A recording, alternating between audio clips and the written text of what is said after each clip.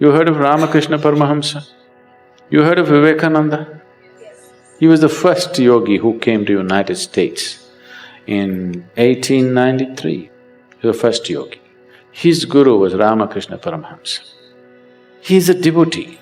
He has a mother goddess and he's devoted and he's in a different way altogether.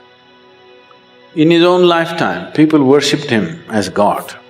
He was not crucified, he was worshipped because his presence and this thing was so phenomenal. But he was mad about food.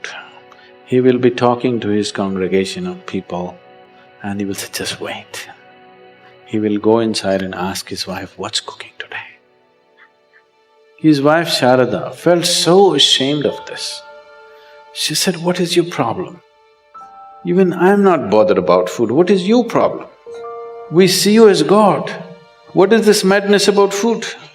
He said, that's okay, but what's cooking? One day she felt so ashamed of this and she told him, I'm ashamed of you. Why are you mad about food? So he said, the day you bring the thali to me, the day you bring this food to me, if I show no interest in the food, you must know there are only 3 days left. He said this and 7 years passed after that.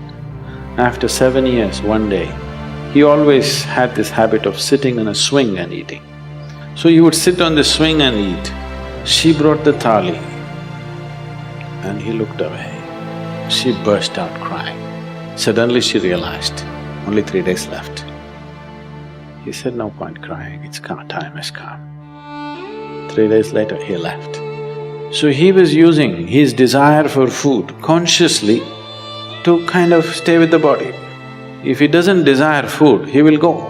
So every day telling himself, food, food, food, food, food, food, that's not his nature.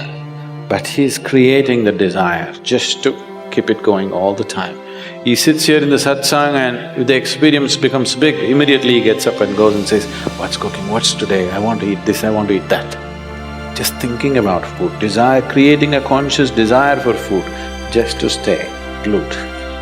Either you must create a desire like this or you must understand the mechanics of the body. Understanding the mechanics of the body takes a certain amount of involvement, it doesn't just come. Realization can happen in a moment. Understanding won't happen in a moment, it takes lifetimes of work.